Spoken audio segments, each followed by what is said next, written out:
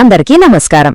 ఈరోజు మనమో చిన్న కానీ చాలా ముఖ్యమైన విషయం గురించి మాట్లాడుకుందాం. అదేంటంటే మనసులోకి వచ్చే ఆందోళనని సులభంగా ఎలా బయటకు పంపించేయాలి అన్నది. చాలా సింపుల్గా ఉంటుంది, వినండి. ఎప్పుడైనా ఇలా అనిపించిందా మీకు? మన మనసొక ప్రశాంతమైన ఇల్లు అనుకోండి. అప్పుడు ఈ ఆందోళనేమో పిలవని పేరంటానికి వచ్చిన చుట్టంలా టక్కున లోపలికొచ్చేస్తుంది. దాన్ని ఎలా పంపించాలో మనకస్సలు అర్థం కాదు, అవును కదా? ఇక్కడే ఒక చిన్న రహస్యం ఉందండి. చూడ్డానికిది చాలా సింపుల్గా అనిపించొచ్చు, కానీ చాలా పవర్ఫుల్. ఏంటంటే మన బ్రెయిన్ ఒకేసారి ఒకే ఒక్క విషయం మీద మాత్రమే కాన్సంట్రేట్ చేయగలదు. అవును, ఈ చిన్న పాయింటే మన ఆందోళనను బయటకు పంపించడానికి పెద్ద ఆయుధంలా పనిచేస్తుంది. అయితే అసలు ఈ ఆందోళన మనస్సులోకి ఎందుకొస్తుంది?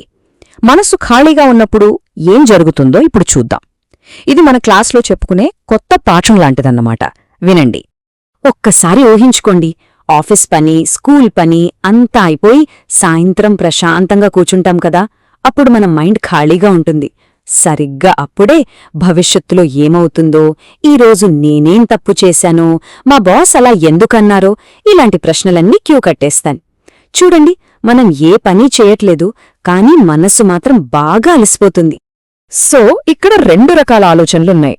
ఒకవైపు పాత ఆలోచన, అంటే కూర్చుని దాని గురించే ఇంకా ఇంకా ఆలోచిస్తే సమస్యలు పోతాయననుకోవడం.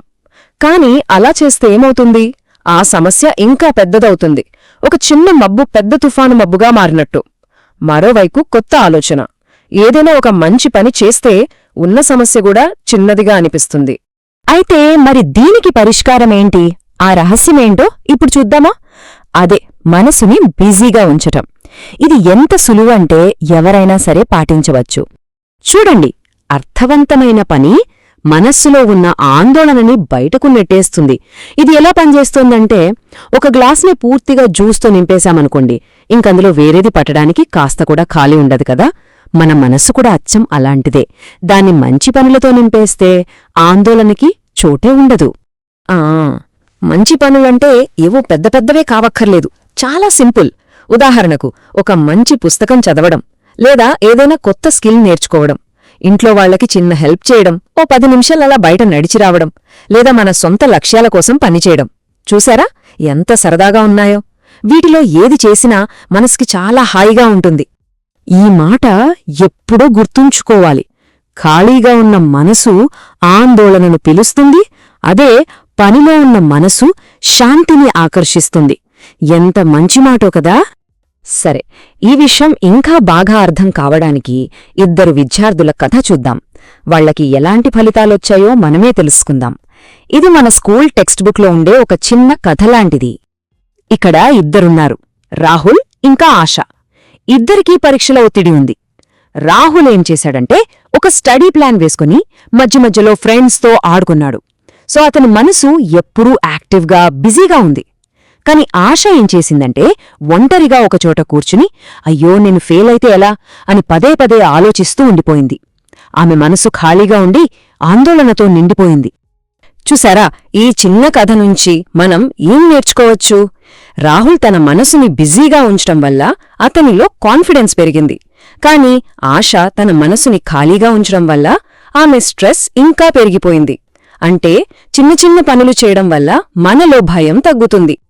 ఆందోళన కంటే పని చెయ్యడం ఎంత పవర్ఫుల్లో చెప్పడానికి ఇంకొక గొప్ప ఉదాహరణ చూద్దాం. ఈసారి మనందరికీ తెలిసిన ఒక విజయవంతమైన వ్యక్తి గురించి. ధీరుభాయ్ అంబానీగారు తెలుసు కదా. ఆయన తన వ్యాపారాన్ని మొదలుపెట్టినప్పుడు ఎన్నో సవాళ్లు, ఎన్నో కష్టాలు ఎదుర్కొన్నారు. కాని ఆయన ఏం చేశారో తెలుసా? ఆ కష్టాల గురించి ఆలోచిస్తూ ఆందోళన పడుతూ కూర్చోలేదు. బదులుగా తనను తాను పూర్తిగా పనిలో నిమగ్నం చేసుకున్నారు. ప్రతి క్షణం కొత్త విషయాలు నేర్చుకోవడం, కంపెనీని నిర్మించడం, దాన్ని విస్తరించడం, వీటిమీదే దృష్టి పెట్టారు. అలా ఆయన నిరంతరం ఏకాగ్రతతో పనిచేయడం వల్లే ఒక చిన్న కంపెనీ ఈరోజు ఇంత పెద్ద విజయవంతమైన సంస్థగా మారింది. ఆందోళనను పక్కన పెట్టి పనిని ఎంచుకుంటే ఎంత అద్భుతం జరుగుతుందో చూశారు కదా. సరే, ఇప్పుడు ఈ పాఠాలన్నీ మనం మన జీవితంలో ఎలా ఉపయోగించుకోవాలో చూద్దాం. దీనికోసం ఒక సింపుల్ యాక్షన్ ప్లాన్ ఉంది. దీన్నే బిజీ మైండ్ రూల్ అంటారు. స్టెప్ 1, మీకు ఆందోళనగా అనిపించడం మొదలవ్వగానే దాన్ని గమనించండి. స్టెప్ 2, ఒక్క క్షణమాగి నెమ్మదిగా ఒకసారి గాలి పీల్చి వదలండి. స్టెప్ 3, వెంటనే ఏదైనా ఒక చిన్న ఉపయోగపడే పని చేయడం మొదలుపెట్టండి. అంతే. స్టెప్ 4, మీరే గమనిస్తారు, ఆ ఆందోళన నెమ్మదిగా బయటకు వెళ్ళిపోతుంది. దుర్గా సర్ చెప్పిన ఈ మాటలు ఎంత అద్భుతంగా ఉన్నాయో చూడండి. మనసు ఖాళీగా ఉన్నప్పుడు బలహీనపడుతుంది. మనం దానిని ఉద్దేశపూర్వకమైన పనితో నింపినప్పుడు అది శక్తివంతంగా మరియు ప్రశాంతంగా మారుతుంది.